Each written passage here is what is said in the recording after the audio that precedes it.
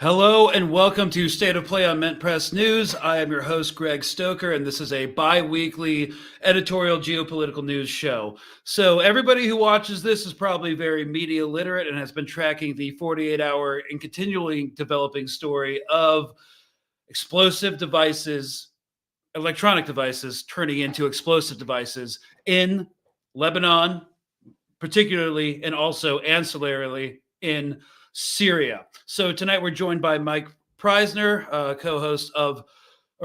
producer and co-author of the Empire Files. We're going to come on, talk about the developing story. And first of all, I can already see in the comments, stop diverting blame from the USA to Israel. Beepers were made in Taiwan under USA control, and the explosives were injected with explosives by the Pentagon terrorists. Okay, well, first of all, yes, they were. It does seem that they were made, or at least the patent was made in Taiwan, but they were produced by a company in Hungary that has a license to produce them. Israel does have a security relationship with Hungary. So, there's that connection. And according to someone I just recently talked to about 2 hours ago at Al Jazeera, they're about to post a story on this. I don't have the details yet. Apparently, the factory that made them has shut down. They weren't produced in Taiwan. That's what the information we have right now. So as everyone filters into the chat, we're just going to do this quick plug that I'm contractually obligated to do. We're on Patreon. If you support this kind of journalism and you want to support it financially, we appreciate it. $5 a month goes a long way for Mint Press on Patreon. We're demonetized on everything else. And if you don't want to do that, or you're already doing that, like, share, subscribe. It really helps with the algorithm. Comment helps push this further out.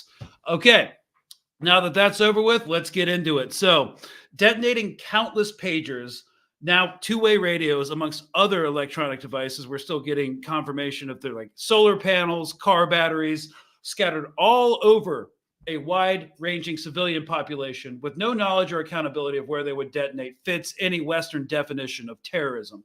On Tuesday, Israeli intelligence services detonated thousands of paper devices used by members of Hezbollah's military units and institutions. This Wednesday afternoon, today, Israeli intelligence detonated a second wave of explosives during the funerals of those killed in the first attack. We have reason to believe that this was not just the funerals of Hezbollah fighters, but the funerals of the civilians also killed.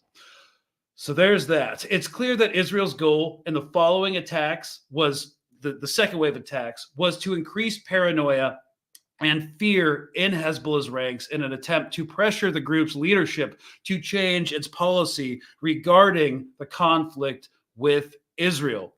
Also, it wasn't just that, because we've been watching Israeli military actions since October, and it was also meant to affect the civilian population, targeting public areas either intentionally or through general disregard, like streets, markets, shopping centers, using violence to instill fear, indiscriminately harming and murdering civilians, all with an ideological aim, often to propagate an entity supremacy, are textbook facets of terror attacks. We are seeing the polishing of terror in the media, and we all call for equal application of moral imperatives for every party involved. So these attacks in Lebanon violate the human rights law prohibition of extrajudicial killings and the IHL prohibition of booby-traps designed to look like harmless portable objects or like something likely to attract civilians. This targeting methodology, or rather the lack of targeting methodology, violates IHL requirements of distinction, proportionality, and precaution. Despite the violent ingenuity of the attack, this operation signals a lack of viable military options for confronting Hezbollah.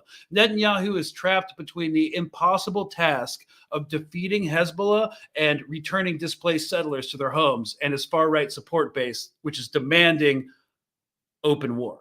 So furthermore, he reportedly intends to replace Defense Minister Yoav Gallant with Gideon Sa'ar, a former Likud minister and war hawk with negligible military experience. So if he replaces Gallant and puts this civilian sycophant in charge, I'm sure the Lebanon offensive will go great. Booting Israel's defense minister amid the gravest crisis in the history of Israel would, as the Times of Israel said, quote, delight Israel's enemies and deepen divisions at home.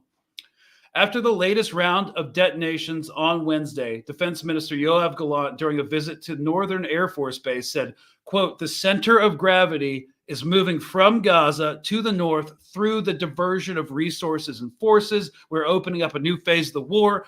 We've seen combat troops redeploy to the north tonight.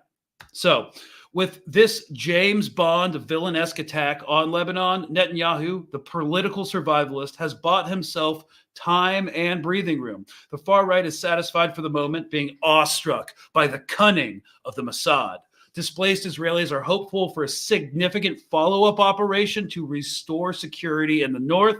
While Hezbollah is expected to recover quickly, the temporary respite gained from the attack is seen as the operation's main benefit. So, for completeness, we must add that another benefit of the attack is terror to turn the civilian population and various Lebanese armed factions against Hezbollah and force a confrontation of internal strife that would weaken the group prior to a potential IDF invasion. It is unlikely that this will be successful for obvious reasons, but Israel has historically attempted this strategy in Lebanon before. So, we're glad you're here. We're going to talk with Mike Prysner here in a minute, but let's get some specifics, some verified specifics about the bomb. Let's look at Israeli media real quick. They're really happy about it. חדשים שרשת סקאי ניוז בערבית מפרסמת על הפעולה. נכון, מירי, פרטים מאוד מעניינים Okay, so I'm going to mute this and just read it to you because no thanks. That's right, very interesting.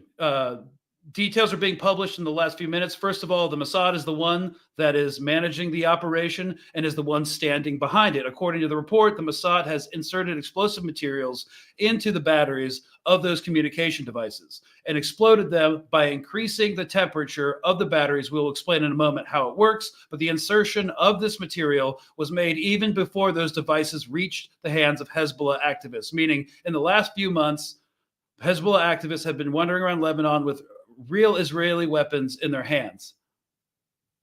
According to this report, the explosive material used by the Mossad is called petin, which is consistent of one of the most explosive materials known in the world. It's an explosive material that is sensitive to heat and friction. This explains the operation. As soon as the temperature of the battery rose, the explosive material inside exploded. This is what caused the explosion. The question is how this mechanism worked with all the devices at the same time within minutes. Al Jazeera added a few more details. One thing that 20 grams of explosive material, that's what the report alleges, is a lot. It's a bit of a punch, and it can kill a grown man. So 20 grams is a lot. Yeah. And Hezbollah distributed these devices into the hands of the organization 5 months ago. This shows how long the operation took. Okay. So apparently, I do find it strange that Hebrew media is referencing Al Jazeera. Let's see what Al Jazeera is saying right now. This is as of 2 hours ago from them. What we know about the pagers, pictures from the scene initially suggested they were made by the Taiwanese company Gold Apollo, but the firm says the devices were produced by a European company which has the right to use its branding. The pagers are designed to receive and display text messages using very high-frequency signals. Similar to FM radio, they're harder to infiltrate than mobile phones, which can reveal locations. Analysts say small explosives may have been installed in the devices before they were delivered to Hezbollah. Well, the founder of Gold Apollo says the pagers used in the Lebanon blast were manufactured by a company called BAC based in Hungary. Over the past 3 years, Gold Apollo established a long-term private label authorization with this agency called BAC, allowing them to use our trademark for regional sales. Our company provided label authorization to them. This is not a product of Gold Apollo. Okay, let's bring in Elijah Manya. He's a military. Yeah, so there are a number of possibilities. There could have been a physical backdoor in the supply chain where agents would have access to the actual handsets being manufactured, the pagers, the two-way radios, anything else that was being detonated. This kind of conflicts with if this is the case, and that's how they are being detonated through Peton command det explosives next to the lithium battery, which gives the heat for the Peton to get charged and ignite and detonate with wire solar panels blowing up. So again, this is a developing story because the solar panels don't have the charge. So that's one point of access that they had to the physical site of the facility. Also, and we don't know where these handsets were, but it was an order placed. And I think that's probably the most likely way they found out that this was going to Hezbollah, because they ordered thousands of them. And I'm pretty sure they didn't all go to Hezbollah, but it was a massive order. So this is all hypothetical, that it would get shipped out from the factory, sit in customs. And if it sat in customs, it would be warehoused. And if a friendly government or friendly intelligence agency gave the Israelis heads up and a go ahead, they could then go while it's sitting in customs, potentially for months, change physically and add all these charges to the devices. So the thing about these supply chains, they're so complicated that no one is sure what the point of access was. And again, the charge itself is just a theory. I don't see how it works without a charge. There's no like DOS attack, a denial of service attack that I know about or I ever heard of that would just cause a lithium battery to blow up. So what is less important right now, because there's going to have to be a long-term investigation to how this happened. This is all just supposition, even coming from Al Jazeera. They said, first of all, analysts think. So there's been no confirmation of any of this. Supply chains, again, are complicated. So what's more important, though, is what do we draw from this attack? So, okay. Real quick, the Hungarian company does not have a manufacturing facility. How then did the pager get made? Finger pointing to divert culpability. Apparently, to Al Jazeera, a producer at Al Jazeera who I just talked to, that BAC Hungarian company that manufactured the pager, the factory has since shut down. Again, they received these pagers 5 months ago, which means they were produced more than 5 months ago. It's plenty of time to shut down a factory. So that is not saying that this is actually what's happened.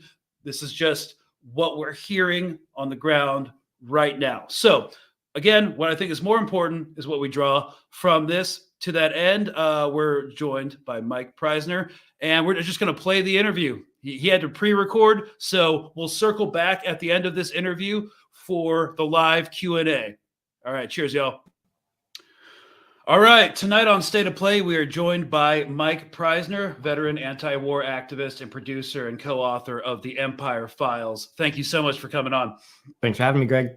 So we've been tracking the insane and unprecedented story about these lithium battery-driven explosive devices all throughout Lebanon and Syria. It's a story that's developing by the hour, where there's rumors that smart solar panels that have transceivers are also overheating and exploding. That's unverified at this time. Car batteries. A lot of this could be unfounded tall tales and rumors, but everything Israel does operationally gets instantly normalized and justified. We're seeing a kind of an unprecedented intelligence operation unfold right now. And whether it's dropping JDAMs on tenement buildings to the now state policy of intentionally targeting hospitals, as a veteran and anti-war activist, is there something from you, for you that separates Israeli military action from, for instance, NATO crimes during the global war on terror? Sure. I know. Well, I just know Hezbollah uses U.S. crimes to justify Israel's own. Right. Yeah, of course. Well, I mean, that's really one of the shocking things about it. I mean, the thing that's very familiar, of course, is the across the board mainstream media just running propaganda, like running state propaganda. In this case, not just U.S. state propaganda, but Israeli state propaganda as well. And so that is very reminiscent of the Iraq War era.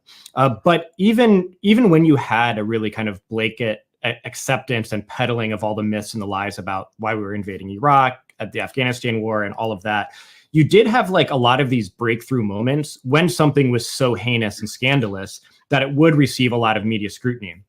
You know, we think of the worst crimes that we know of the Iraq war being like the Haditha massacre, the Nisour Square massacre, the Abu Ghraib torture scandal, the collateral murder video. I mean, these things all really like shocked the American public in a huge way and led to like an amount of political scandal inside the US. And it did get, you know, scrutiny in the media. You know, Israel has somehow, you know, and this isn't to minimize the crimes of the Iraq and Afghanistan wars, but Israel has somehow surpassed like so many of these horror stories of the Iraq war in both like depravity and in frequency. And so like the number of stories coming out of the things Israel is doing is so shocking, even in relation to something as terrible as the Iraq war. And it's given no scrutiny in the media whatsoever, except for kind of little drips that we get here and there. And so, you know, in relation to this pager attack, I mean, clearly an act of terrorism. I mean, what is terrorism if not blowing up a bunch of civilians with like an intent to instill fear in the population? And so we see all these familiar things in the media, like CNN, everyone calling it just like a sophisticated, targeted attack. I mean, it's meant to seem like it's just genius operation. But some of the things that I think are very different now in relation to like the climate around talking about this stuff under the war on terror is the two main things that are happening right now. Is one, as students are going back to their campuses, they are finding that, you know, not only have their schools spent a lot of money on like grenade launchers and stuff to anticipate their re-arrival for the semester, but basically like rules that say you just can't talk about this. And like our academic institutions, which, you know, kind of are supposed to be places to talk about ideas, you're just like, there's these new rules that you just cannot talk about this. So even in relation to, it's not just Israel's treatment of Palestinians, but their crimes in Lebanon, like this pager crime. There are many campuses across the country now where you simply can't talk about it. And then on the other side, outside campuses, we have this huge amount of bills that are being put forward in Congress and at the state level, which have already passed, that basically are like criminalizing your right to criticize Israel. So I think it's just, you know, these things are kind of next level. And it's, you know, a country that kind of prides itself so much on like our constitutional rights and our rights to free speech and protest and things like that, the absolute draconian measures that are being taken to make sure not only we can't criticize the genocide going on, but even something like this clearly terroristic pager attack that just occurred. Yeah, I do think the crackdown on free speech, but is something that I didn't experience during the Iraq War. Of course, I was 13 when that broke out. One of the main differences, though, we're seeing this live streamed and we can see it in real time, and we can see cell phone shops being blown up. It's not just a targeted lot, which would probably be pretty easy to determine if some actor is ordering thousands and thousands of pagers that aren't smartphones into Lebanon. It's not that hard to infiltrate that lot and see where it's going, but this is also going into civilian devices demonstrably. So when it comes to like the response the mainstream media has and the crackdown on campuses, is it just about Israel, or would this be happening if this was simply just U.S. policy? That's kind of what I've been wondering, because I expected this level of like post 9/11 propaganda 23 years later, 2 failed wars later, to have kind of gone away, but it's not. It is like doubling down. So I was wondering if you had any observations on that. Yeah, I mean, I think the big difference, the like thing they've been able to weaponize, is this like false definition of anti-Semitism to just equate, you know, and that's the rationale where, you know, it's harder for the U.S. government to say like you can't criticize the Iraq war because that's kind of in flagrant violation of free speech, where, you know, they can use this really warped and distorted version of anti-Semitism. And then all of the attacks on free speech are now coming under the guise of, well, this is protecting against racism and hate speech and things like that. And so it's a completely, of course, unacceptable and absurd definition to say if you criticize Zionism, you're anti-Semitic and akin to the Nazis when something of this gravity is going on. I mean, think about it. It's like this. We are in like a really major historical moment when it comes to the Gaza genocide. I mean, this is, you know, a really kind of unprecedented, you know, definitely in our lifetimes type of atrocity. And all of these things will be part of the historical record, like what universities did and the rules that they issued out to their students and to their faculty and posted on the walls. Like there's copies of those, and they will end up in the historical record of what happened here, as will the efforts by our government to say it's like you're not allowed to do this kind of, you're not actually allowed to work in the state and get state contracts if you criticize Israel or boycott Israel, because that's considered anti-Semitic and things like that. And so it's a really broad net. And another thing like about like the speech in this weaponization of like saying this is hate speech to criticize Israel. Like there's been a lot of coverage the past week, and I think rightfully so, about like Trump and Vance like whipping up hatred against Haitian immigrants and putting out these completely bullshit stories that are meant to dehumanize and demonize Haitian immigrants. And there's been a lot of attention on it because it's disgusting, it's Nazi-esque, it's terrible. But while there's rightful denunciation of this is what the Democrats and the Biden administration have been doing about Palestinians and Lebanese people as well. You know, Biden, of course, peddling this like fake beheaded baby, saying he saw the dead babies and no one ever correcting him. Harris, even in the debate stage, spreading this like mass rape on October 7th lie that's been thoroughly debunked. You know, when our own government is doing the same kind of things that Trump and Vance are doing about Haitians, about Palestinians, Lebanese people, it is just kind of setting the stage for Israel to carry out actions like this and receive no kind of pushback or criticism within American society in particular. Yeah, and coming back to the military aspect of this, we know that the command echelon knows exactly what's going on. We collect on Israel. We collect on Israel just like they collect on us because they're fundamentally untrustworthy. Yeah. So I guess the hypocrisy, though, I just wanted to highlight this one video. Pentagon spokesperson Pat Ryder responding to it was this immoral operation. On the pager explosions. I mean, is this a capability that the United States has? I just don't have anything on that, Louis. Okay, and as a follow-on, independent of all of this, ethically speaking, as a military officer, is this a capability that falls within the ethical conduct of a war? I'm not a lawyer. I'm not, again, going to do a spot analysis on something that we've seen in press reports. I just don't have any information to provide on that. Sorry. Man, someone really doesn't want to be at work today. Man, it's funny for like a top U.S. commander to be like, I don't know the laws. I mean, don't ask me. I'm just in charge of the whole Pentagon. Yeah, I don't know the laws of war. It's, what did I learn at basic training at Fort Benning at 18 years old? Oh, just things that Israel does all the time. Like once you detain someone as a prisoner of war, can't shoot them. Right. What's another good one? Oh, can't do false surrenders. Another thing that falls in the purview of international humanitarian law and the law of land warfare that they're doing is, if I'm pulling it up correctly, it is disguising as booby traps something that a civilian would be attracted to. So we criticize the Russians for laying candy booby traps in Afghanistan during the first Afghan war, but again, there's a double standard we've seen since the beginning of there's one set of rules for our friends and one set of rules for everybody else. And I think the video of the cell phone shops blowing up, I think, is evidence that these things are just out in the market. I mean, they kind of peddling of it by the U.S. media is like, well, these only went to like Hamas militants and stuff like that. And the people around them were innocent bystanders, but these could never end up in the hands of civilians in the first place. But obviously, complete bullshit. Yeah, and before I ask the second question, I would like to say that, and I said this at the beginning of the episode, the targeting of public areas, the either intentionally or through general disregard, like streets, markets, shopping centers, the use of violence to instill fear, indiscriminately harming and murdering civilians, all with an ideological aim, often to propagate an entity's supremacy and erode public trust and the government that's supposed to protect them, are textbook facets of terror attacks. And so I believe the mainstream media, and I think we're seeing it play out right now, is polishing what we would consider, had Hezbollah carried out a similar attack on IDF personnel in Israel, an act of terror. Do you see any meaningful, harmful blowback on Israel in the aftermath of this operation? I know we're still in the glow phase where everyone's still like super shocked and either elated about the nature of the operation, but How do you see this playing? Yeah, well, look, I mean, Lebanon,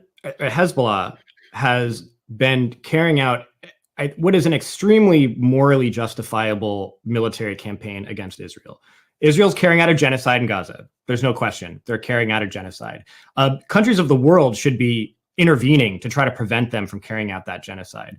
Hezbollah has been one of the few that has in a major way actually helped impede Israel's genocide in Gaza by just doing these like small attacks on the border that is causing Lebanon or Hezbollah to have, or causing the IDF, I'm sorry, to have like a third of its military forces dedicated just to the border with Lebanon, so they can't be in Gaza, you know, murdering children and pregnant women and crushing babies with bulldozers and all the things that they've been doing, you know, that we've seen over the past almost a year now. And so you can't really, and not aiming at civilians, really just attacking military targets, slowly increasing the range in which they'll do that, climbing this escalation ladder with Israel, where Hezbollah will carry an attack, Israel responds, and they slowly climb this escalation ladder on military targets back and forth. And that ability to suck up so much attention and personnel of the Israeli military has been a very important thing for the civilians of Gaza, for just not being exterminated by the Israeli military, which if they weren't tied up there, they would send everyone in, and the horrors that we've been seeing unfold in Gaza would be magnified. But Israel carrying this out, you know, in regular bombing of southern Lebanon, but carrying out this type of action that targets civilians, like flat out, and targets civil society and normal life in Lebanon, you know, it's different than like, okay, tit for tat. You blow up one of our tanks, we blow up one of your tanks, you blow up one of our satellite towers, we blow up one of your satellite towers. Like, that's kind of how it's been going on the border. But if Lebanon doesn't respond to this, I mean, that's basically, there's like a very major self-defense argument for issuing a military response. Because if you don't respond to this, you're just saying, Israel, you're allowed to kill civilians in this really brazen type of terrorist attack whenever you want, and there's going to be no consequences. So I don't think any government official of any country would really argue that if you've been subjected to a terrorist attack, you don't need to somehow retaliate against the people that are responsible. And so, you know, blowback for Israel, like, who knows? I mean, they definitely want, it seems like they want a war to happen. They just passed a bill that basically uses code for like starting a war with Lebanon and occupying southern Lebanon. But aside from blowback for Israel, I do want to touch on like blowback for the United States. I mean, that's been a huge point since the start of this entire thing, because as I envisioned it, the anecdote that I would like to be, it's like Israel is an anchor that we're tied to, like drawing us down into the depths. Right. Yeah. Well, okay. So Harris on the debate stage, you know, whatever, last week now, you know, used that line that for the first time, the United States is not at war in like a century or something like that, which is funny because, like, why are they giving out so many combat awards? I mean, I even here in Oregon, like, I just read that the National Guard unit, you know, they just all got CIBs and CAB. Like, there's a lot of combat awards. In Syria? Iraq and Syria. Yeah. Oh, okay. So like there's a lot of combat awards being issued right now. And let's look at like, let's ignore all of the black ops happening like across Africa and so forth, where the U.S. is very much involved in wars on the ground. Let's just look at like what conventional forces are involved in. Conventional forces are under regular attack in Iraq. There was just like 8 guys wounded in a raid a few weeks ago. Under regular attack in Syria. There's several people just wounded in an attack like a couple weeks ago also. You know, we had 3 soldiers killed in Jordan this year, which nobody talks about, but somehow they became forgotten fallen soldiers very quickly. And then in the Red Sea, where you have sailors probably under the most combat that sailors have seen in like since generations. Since Vietnam, straight up. I mean, and when you take all that together, it's like U.S. soldiers are experiencing more combat now than they have in like many, many years in the U.S. military. And so blowback isn't just for Israel, and all of these places that I mentioned, like Iraq, Syria, Jordan, the Red Sea, all of these are direct blowback from the U.S. support of the Israeli genocide. And so now U.S. soldiers, I mean, I'm sure there's some people in the military watching this. I mean, it's a little different situation than our generation, than my generation and your generation, Greg, of going to war. It's like, for us, it was like, you know, we're killing people who don't deserve to be killed, and risking dying and our colleagues dying for an unjust, unwinnable war that's being waged by our government. Now, if you're in the military, you got to face helping kill people who don't deserve to be killed, or risking yourself dying, your friends dying for an unjust, unwinnable war that a different government is a foreign government is waging. And so, I think you should really think about that. It's just like it was stupid to do when it was our own government doing it, but dying for Israel, killing and dying for Israel is just an extreme absurdity, just for their right to carry out a genocide unimpeded. I mean, I totally agree. But then again, this is kind of like a tangential to this. I signed up to go into Ranger Regiment after knowing that the entire Iraq war was a lie. So who knows? Like 18-year-olds, I guess they say like our brains aren't fully developed or something. So yeah, no, that's true. I mean, yeah, we're still children, I would say. I guess your brain still is forming till you're what, like 23, 24? Yeah, maybe 25. Maybe it still is in my 30s. But hopefully. So yeah, I don't. First of all, I don't think people understand the amount of military actions being undertaken by the U.S. military throughout the globe, especially fighting for spheres of influence in Africa with China and Russia, and also throughout the Middle East as well. But when we talk about blowback, I think we're kind of absorbing most of it for Israel. I mean, yes, Israel is being sanctioned for the first time in the UN, but we are at to our own detriment providing political cover, and we have been since the start. This was from a press conference today with our favorite press secretary, Matt Miller, Count Chocula, and this is where the narrative is right now. Putting your both hands on this conflict and not allowing somebody else to take any actions to pressure Israel.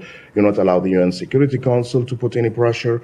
Any other countries or international agency in the world who will criticize Israel with an action, you will go against it. So you are actually holding this conflict with two hands and not allowing others to act. So first of all, I think the evidence of the past 11 months would very much contradict the idea that we can prevent any country in the world from criticizing Israel, because there has been inordinate criticism of Israel. There have been resolutions passed at the UN. Countries are free to take the steps that they want. You have seen a number of them across the world do that. As for other countries, look, we are involved in this because we see it as our responsibility as one of the world's powers to try and get involved and reach diplomatic resolutions and try to bring stability. We would welcome other countries' involvement in trying to tone down tensions. We would welcome the involvement of other countries in trying to reach a diplomatic solution, either to the conflict in Gaza, as we've seen with Egypt and Qatar, directly engaged as mediators, or to the situation in the north. There is, in many cases, a paucity of other countries willing to step up and take that job. Matt, on this one, You would welcome Iran.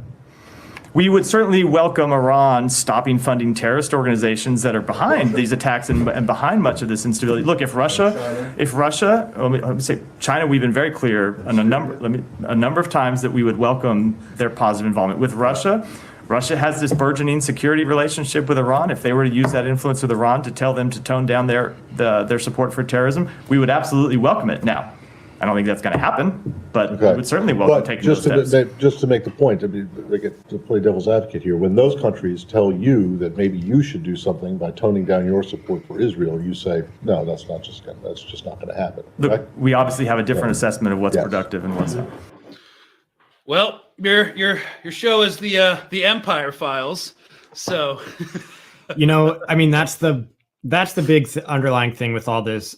The efforts using international law to punish Israel, which I think it's okay to still have some hope in. I think Israel, like quickly making itself a pariah state on the international stage, will harm it for a very long time.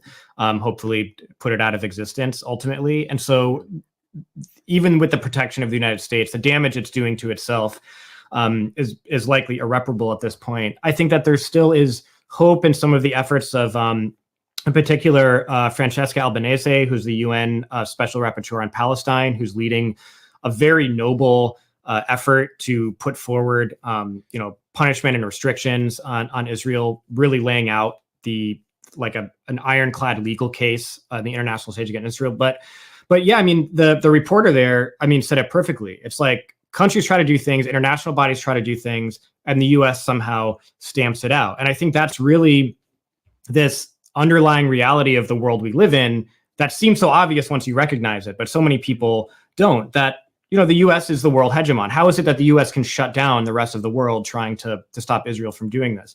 The US is the world hegemon, and it's not the world hegemon because it extends goodwill and friendship towards the countries of the world. It's the world hegemon because it has the biggest military ever in history, and it's in more places than any empire in history. And so that's really underlying it all. And so when you see the root of all these, you know, of what all these other things stem out of, you know, it becomes clear that, like, ultimately, because of the US's might and power and willingness to use this violence against others and other tactics to undermine and destroy, you know, countries that oppose it, you know, it's pretty clear why, you know, the US plays such a major role in allowing Israel to do this and shielding it from accountability on the world stage.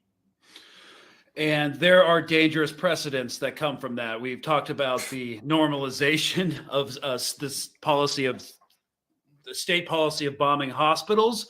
And now, if we're trying to get Americans engaged in caring about this, we also have a very frightening precedent of just blowing up electronics.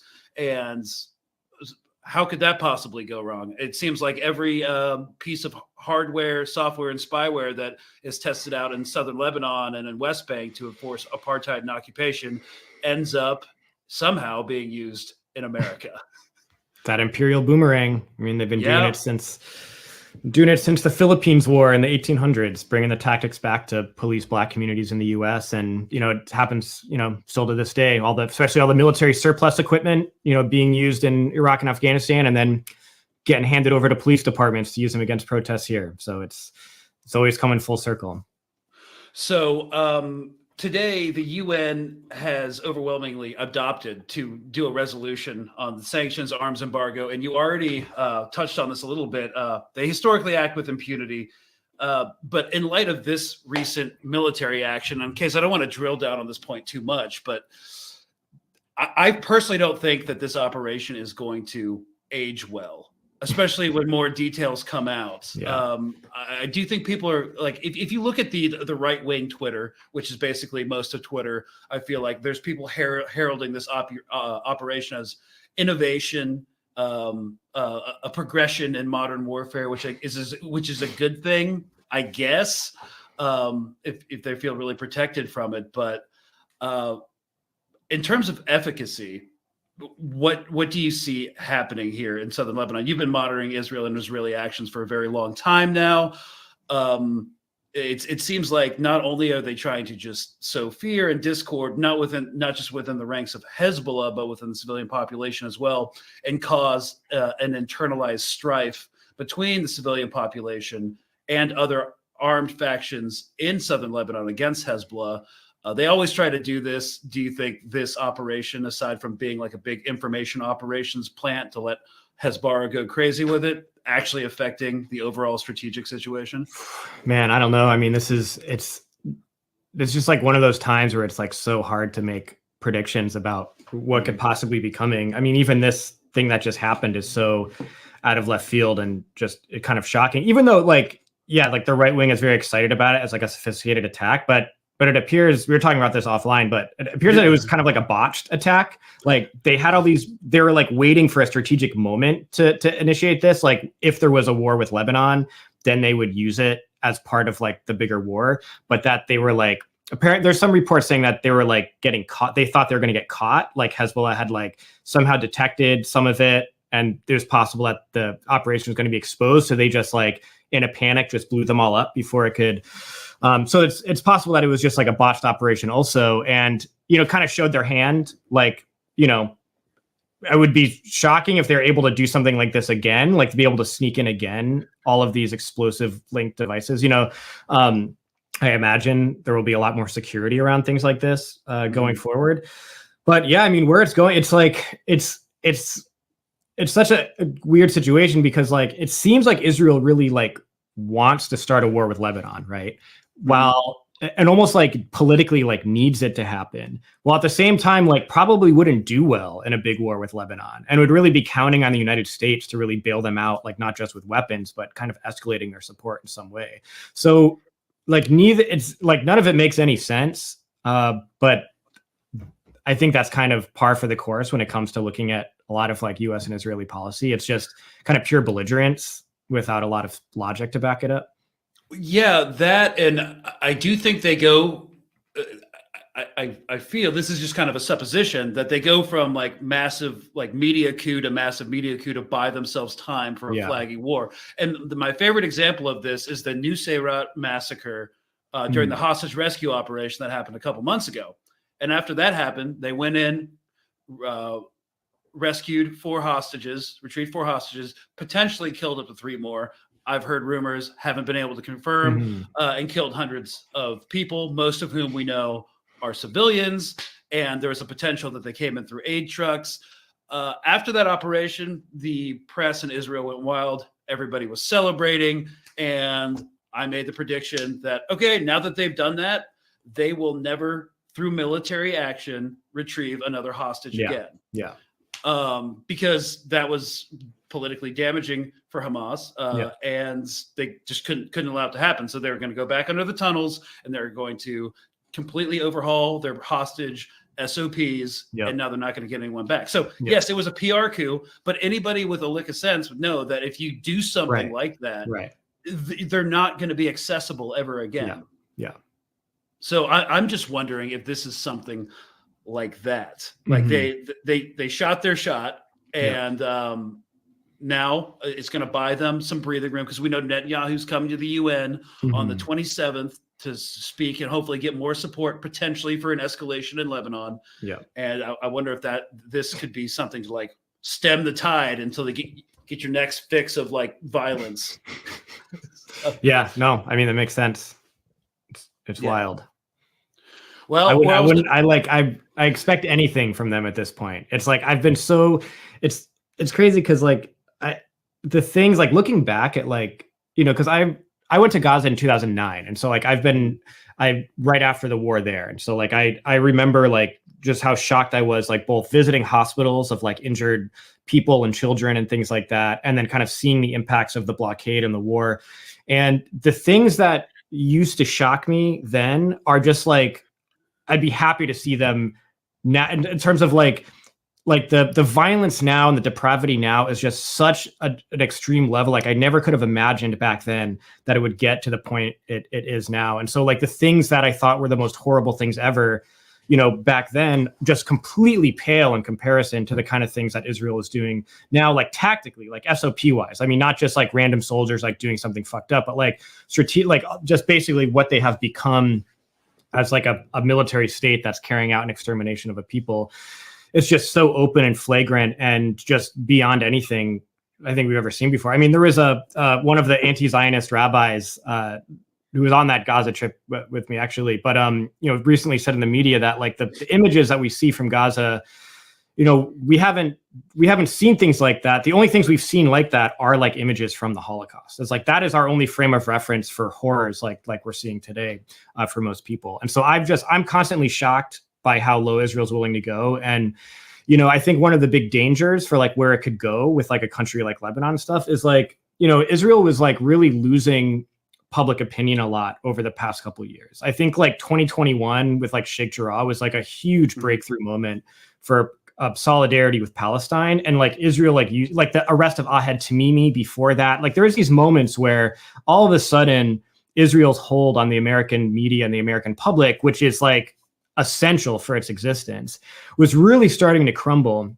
And then like when October 7th happened, it was like I could see Israel saying like, this is like our last best chance to like go for it. Like they've always been frustrated with having to carry out like a slow genocide and a slow conquest of the land they wanted because they needed to like maintain public opinion in some way. But with October 7th and like the coverage that I was seeing on the news of just like the post 9/11 style coverage, I was like, oh, like this is a propaganda coup that they needed to be able to go for what they've been wanting to go for. And that includes Lebanon. That includes part of Lebanon. And so, yeah, I'm worried about how nuts they are, and, you know, how they see if they hold back now, what does the next 5 years look like for them? I mean, they've damaged their public opinion so much doing the genocide, right? They've made themselves a pariah state like they never have been before. And so does it make sense for like a settler colony like that to rein back and stop the operation in Gaza and stop the operation in Lebanon and then wait another 5 or 10 years to do what they want to do, which is completely conquer everywhere in Palestine and parts of Lebanon and parts of Syria? Like, or does it make sense for the logic of a settler to just go for it now? And so that's what scares me the most, I think, about this. Well, I do think the latter is the option, because even within Israeli media, within like Haaretz and Ynet, they've always, at the beginning of the war, they talked about this window of legitimacy. Like they only have a certain window to be able to, well, essentially, in so many words, level Gaza and voluntarily migrate people out. And now they're past it. Mm-hmm. And now the narrative of like because they are fighting a multi-front, mostly air defense war. They feel like they're completely under siege, and now the only defense is offense mode. So I'm not sure that they can rein back in, and it seems like we're further from a ceasefire, than ever. Yeah. So, before we end, I just wanted to ask, like, man, I'm just kind of at a loss from like the insanity of like implementing this attack. And we started by talking about the post 9/11 propaganda. And it's still so strong going on within our own culture at all. Like, do you see that dissipating at all? We know Israel's probably a lost cause, but I mean, I think that I'm on like the flip side of just being so horrified every day. I am so encouraged by just like where the needle has moved in terms of opposition to Israel and support for Palestine. I mean, that's why they're trying to pass all these fucking bills that we talked about at the beginning of this, to say that you can't, and on campuses to say that you can't. It's because it's happening in like just a massively popular and grassroots way, where this was always like a fringe issue. I mean, to have a Palestine demonstration where 20,000 people came out, that was like a national mobilization, was considered like the greatest accomplishment you could ever make on the issue. And now it's like those things happen regularly in cities all over the country. And so I think that something major has shifted, despite the fact that they had all that October 7th propaganda. I mean, the amount of like propaganda that they rolled out, and just both the things that were true that happened on October 7th and all the things that were not true that happened on October 7th. I mean, they were able to create such a sympathetic case for something so horrible that happened to them, and then really quickly burned all of that goodwill by just being the most depraved, horrific people that you can really imagine. And so I think that's led to, there was already a shift happening in U.S. consciousness, and I think that is at a whole new level now. And that's why you're seeing the U.S. establishment kind of panic and how it's going to try to manage it. And I mean, we're seeing it most starkly with like the Biden-Harris administration to be the ones that we are the acceptable position of being pro-Palestine. So if you want to be an acceptable pro-Palestine person, you have to first defend Israel and then say too many civilians have died or whatever. And that's the example they're trying to set, which isn't, they may win the election saying that, but it doesn't mean that it's going to win the hearts and minds of Americans who are increasingly turning against Israel and supporting Palestine. Now that you mentioned that, I do think that I've noticed a difference even within the past 2 days about how people talk about this because of the nature of the attack. And I was bringing up blowback. I've never seen so many people like actually define what a terrorist attack looks like just on social media and like on their own platforms, and be like, oh wait, that's actually a terrorist attack. So I do think this operation will end up being not helpful. But anyways, man, thank you so much for coming on. Mike Prysner of the Empire Files. Really appreciate it. Thanks for having me, man. All right. Bye-bye. Mike's back on. Okay. All right, y'all. That was the interview. Now, we got 10 minutes for live Q&A. Hope you guys enjoyed that one. It all signals to me a lack of military options. Also, he made a great point there where they should have, if they were going to invade Lebanon, they should have waited for the invasion to kick off, and then in the early hours of the invasion, do this, because that would have been devastating. So there might be something to that. Like they either needed a PR coup or they needed to just shoot it because the entire system had been compromised. So it doesn't seem like the right time and place to have used that capability, but who knows? Now, I'm looking at the comments, so I'm just going to take a few minutes to kind of synthesize a lot of questions about the explosives, because I'm seeing people thinking like, oh, can they blow up my TV? Can, they fuck with my car? Maybe, but it won't explode. So let me pull this up. So the overriding theory is that they were using PETN, right? PETN. Now, this is, I'm not even going to try the grenade. When I was in the Army, we used this when I was building shape charges to like blow down doors and stuff. We use PETN, but it's highly unstable. It's more unstable than RDX or HMX, like that is used in large explosives. Because this is really highly unstable, it's used as an initiator.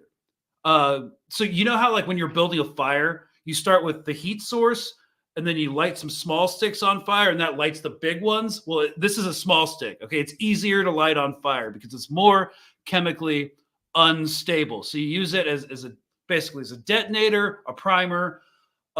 It's also highly combustible and really powerful, and heat can set it off.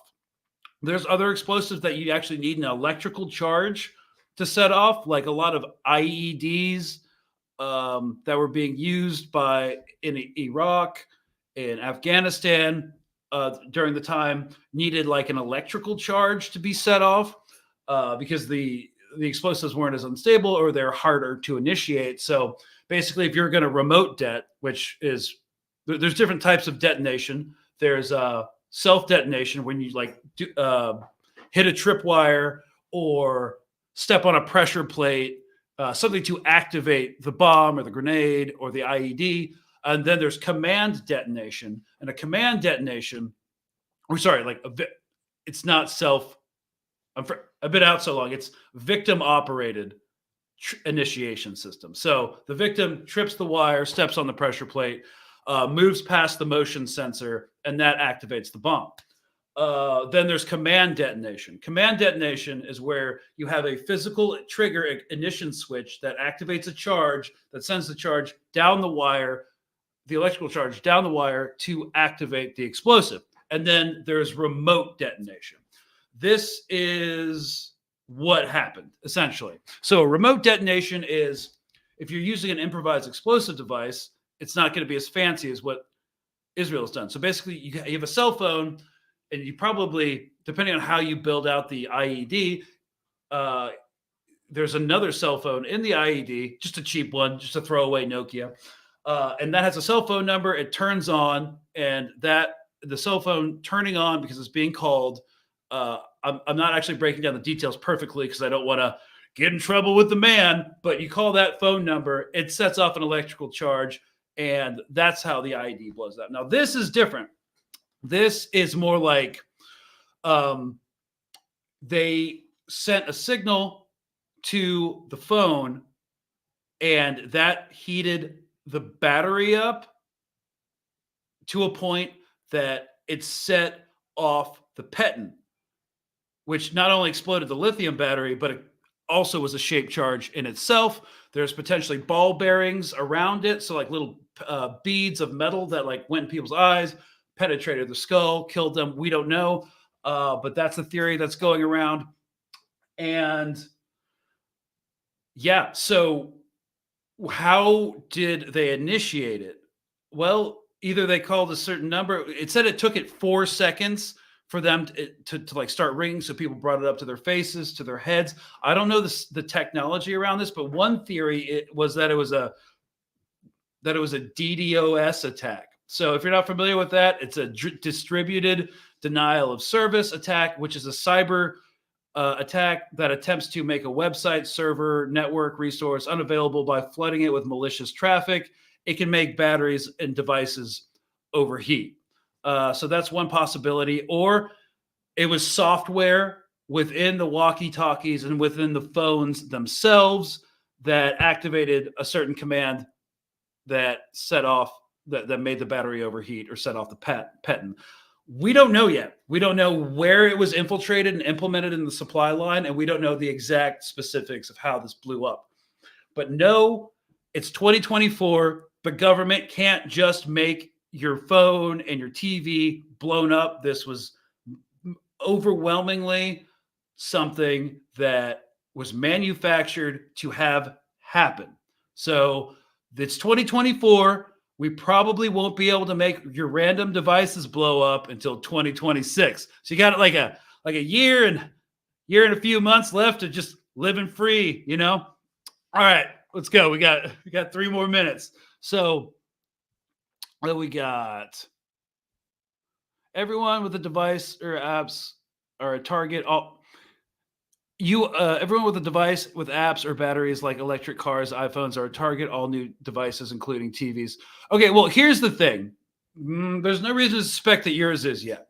But Israel, because all of these companies are connected and they all work with each other, it's potential that they are, all of them, vulnerable to infiltration at some point in the supply and assembly and distribution chain. So that's the real danger with this. And this is why I think this is such a stupid operation, because now we know about it. Now people are going to be concerned about it going forward. How the fuck did they get frigging explosives into all these phones, some of which went into the hands of civilians because they infiltrated the supply chain? This is going to raise awareness, and people aren't going to like it. I've been seeing people who I generally disagree with, libertarians, anti-authoritarian right wing. Well, anti-authoritarian if you're the government, pro-corporatocracy, but that's completely beyond the scope of this conversation. Even guys on the anti-authoritarian right were like, oh, okay, you know what? I don't like this, because on a basic level, they know that, if they're willing to do this to people that are dissidents overseas, well, they're also willing to do this to people who are dissidents at home eventually, because that's how the imperial boomerang works, baby. So yeah, it's just be cognizant. Don't buy new tech if you don't need to, because old tech is actually harder to infiltrate and to compromise. So Israeli customs routinely confiscates visitors' electronic searches, then returns them. They can theoretically implant any device. Yep. And you know what? They really like what happens. I think they might want to make this a thing, because they made bombing hospitals, which they also really like doing. They made that a thing too. So this could become a standard TTP tactic, technique, and procedure. So this is a great point, and I wanted to end on this. Thank you, Verena. Hezbollah is more than just a military wing. They have civilians that work for the political wing. Yeah, and these guys were in Beirut mostly.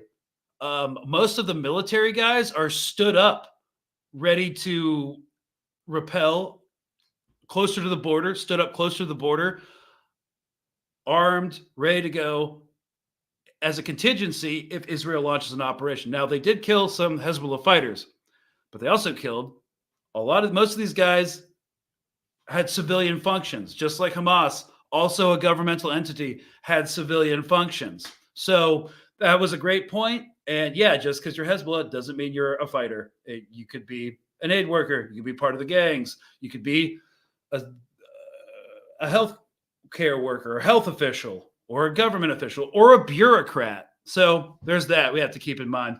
All right, guys. Well, that was our episode. We are out of time. Really hope you appreciate it. This is a developing story. We might touch on it next Monday when we come back.